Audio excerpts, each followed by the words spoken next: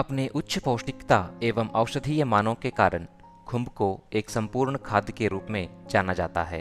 खुम्ब में प्रोटीन, आहारीय रेशा, विटामिन और खनिज होते हैं। शुष्क भार आधार पर विभिन्न प्रकार के खुम्ब में 26 से 82% कार्बोहाइड्रेट्स तथा 12 से 35% प्रोटीन पाई जाती है। विटामिन बी तथा सी की मौजूदगी से यह हृदय रोगियों, गर्भवती महिलाओं, बच्चों और दुर्बलता के शिकार लोगों के लिए बहुत अच्छा माना जाता है।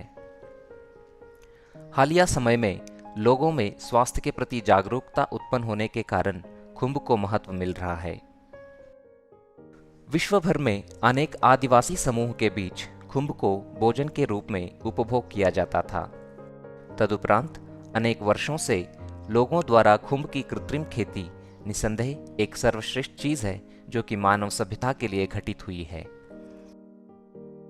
विभिन्न खुम्ब किस्मों, विशेषकर सफेद बटन खुम्ब, ऑयस्टर खुम्ब, धान पुआल खुम्ब, शिटाके खुम्ब, दुधिया खुम्ब जैसे प्रचलित किस्मों को विश्व के अनेक हिस्सों में व्यावसायिक तौर पर उगाया जाता है।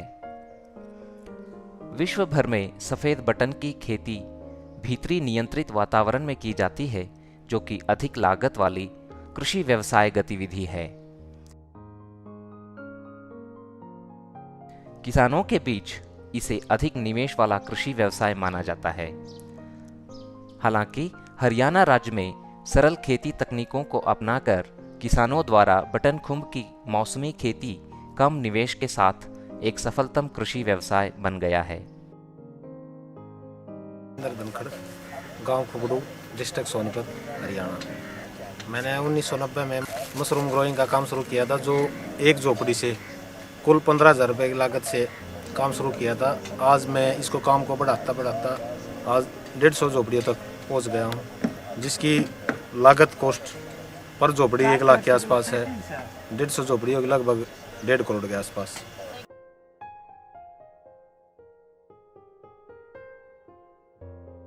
इस डॉक्यूमेंट्री में पंजाब तथा हरियाणा के किसानों द्वारा अपनाई गई बांस तथा पुआल से बनी झोपड़ियों और कंपोस्टिंग की दीर्घ विधि को दिखाया गया है।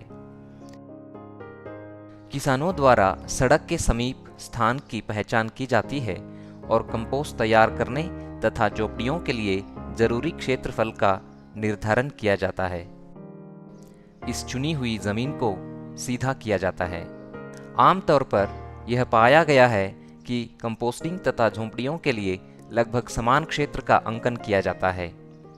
कंपोस्टिंग क्षेत्र में पुआल अथवा भूसा को गीला करने, कंपोस्ट गड्ढे, जल भंडारण टैंक, आवरण मृदा तैयारी आदि के लिए स्थान शामिल होता है। पुआल से बनी खुम्ब झोपड़ियों को उत्तर दक्षिण दिशा में बनाया जाता है। हरियाणा और पंजाब में मुख्यतः बांस, धान की पुआल और पॉलीथीन शीटों का उपयोग करके अस्थायी पुआल के घर बनाए जाते हैं। झोपड़ियों की संख्या खेत में उपलब्ध स्थान पर निर्भर करती है। अब हम झोपड़ियों की संरचना और डिजाइन को समझने के लिए अकेली झोपड़ी के डिजाइन को देखेंगे।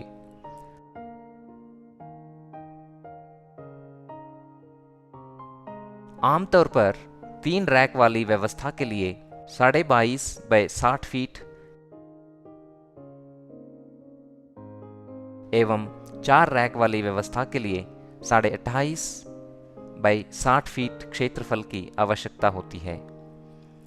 8 से 10 फीट ऊंचाई और 11 से 13 सेंटीमीटर व्यास वाले यूकैलिप्टस अथवा बांस के खंभों का इस्तेमाल किया जाता है, जो कि झोपड़ी के लिए 4 दीवारी बनाते हैं। इन खंभों को मिट्टी में 1.5 से 2 फीट गहरा गाड़ा जाता है, जो 6 से 8 फीट के फासले पर जमीन से 7 से 8 फीट ऊपर होते हैं। ऐसे ही 12 से 14 फीट के अधिक लंबाई वाले खंभों को झोपड़ी के बीच में लगाया जाता है, जो झोपड़ी के बीच के हिस्से को ऊंचा बनाती है। अतः संपूर्ण झोपड़ी के लिए ढांचा बनाने हेतु ऐसे कुल 21 से 30 खंभों की जरूरत होती है। झोपड़ी की लंबाई के साथ साथ 9 से 10 सेंटीमीटर वाली बांस को इस तरह बांधा जाता है ताकि ढलान मध्य से किनारों की तरफ हो।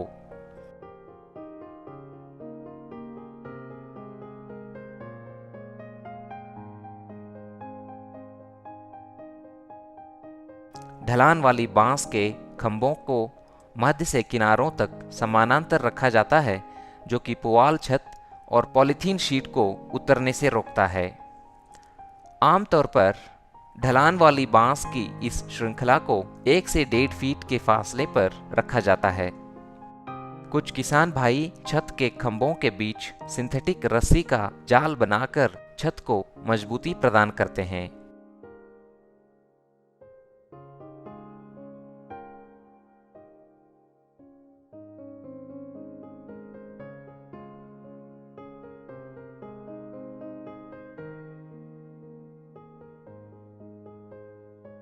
अब झोपड़ी के ढांचे को प्लास्टिक शीट और पुआल से ढका जाता है।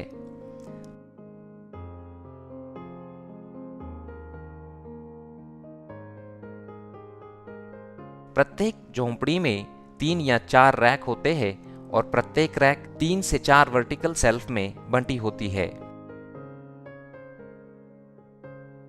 रैक को शेड की दीवार से 2 से 2.5 फीट स्थान छोड़कर बनाया जाता है और साथ ही प्रत्येक रैक के बीच भी इतना ही फासला बनाए रखा जाता है।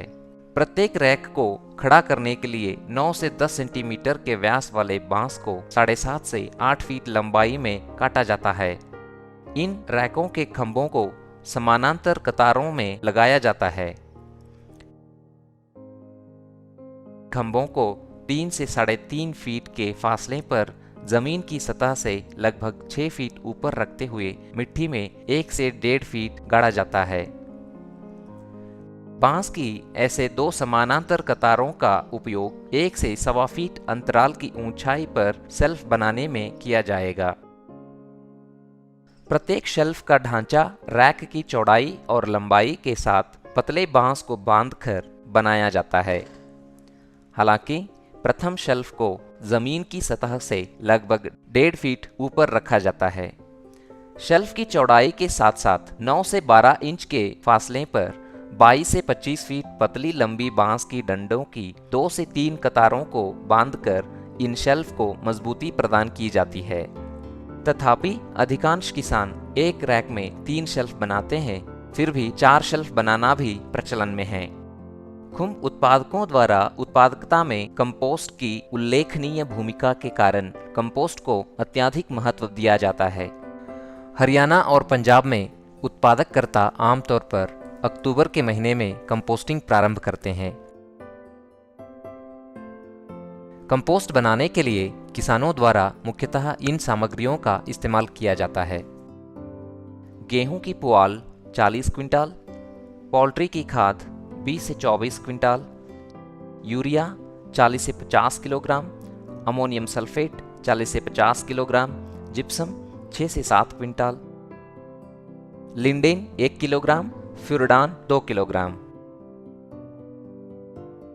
गेहूं की पुआल को 2 से 3 दिनों के लिए पूरी तरह से नम किया जाता है और समतल करके इसके ऊपर एक समान तरीके से सभी संघटकों को फैला दिया जाता है। संघटकों को पूरी तरह से मिला दिया जाता है और विभिन्न लंबाई के 4 फीट चौड़े एवं 4 से 5 फीट ऊंचे ढेर में संग्रह किया जाता है।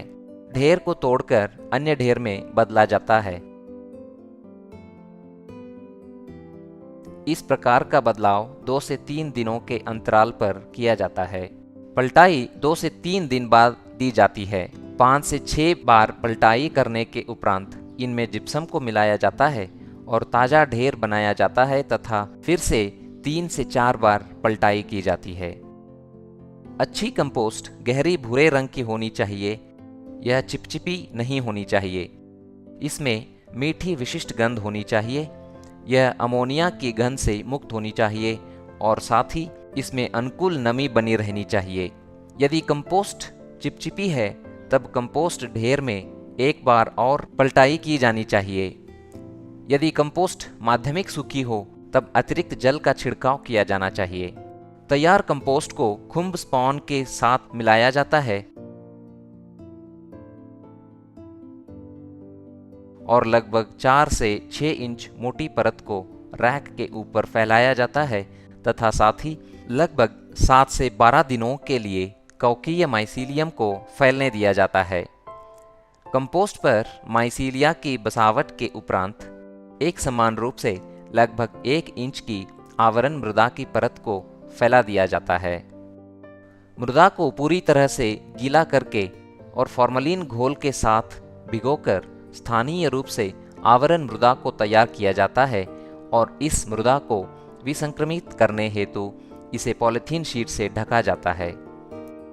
मृदा आवरण को बनाने के लिए सड़ा हुआ गोबर और चावल के छिलकों की राख का इस्तेमाल भी किया जा सकता है। आवरण मृदा को फैलाने के 8 से 12 दिनों के उपरांत खुम्ब निकलना प्रारंभ हो जाता है और 3 से 4 दिन बाद फलकाय पूरी तरह से विकसित हो जाते हैं। परिपक्व ताजा फलकाय को आमतौर पर शाम के समय तोड़ा जाता है। खुम्ब के मृदा वाले तने को चाकू की मदद से काटकर ताजे जल से धोया जाता है। कुछ किसान इन्हें आकर्षक दिखाने के लिए पोटेशियम मेटाबाइसल्फेट घोल के साथ धोते हैं। हालांकि स्वास्थ्य की दृष्टि से यह एक अच्छी प्रक्रिया नहीं मानी जाती है।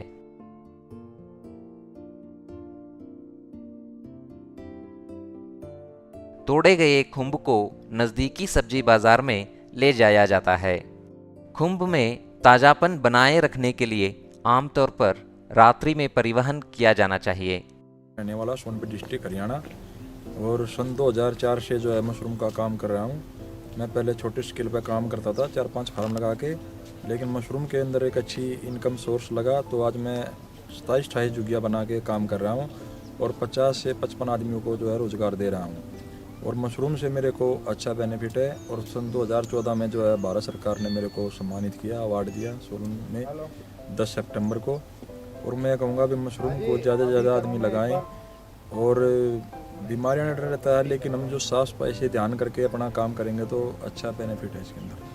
फार्म के आसपास बेहतर स्वच्छता बनाए रखकर अत्यधिक कीटनाशकों के उपयोग से बचकर किसान भाई उपभोक्ताओं तक गुणवत्तापूर्ण ताजा खुम्ब की आपूर्ति कर सकते हैं। पोटेशियम मेटाबाइसल्फेट के साथ ताजा खुम्ब को धोने की सिफारिश नहीं की जाती, क्योंकि इससे ताजा खुम्ब पर रासायनिक अपशिष्ट रह जाते हैं।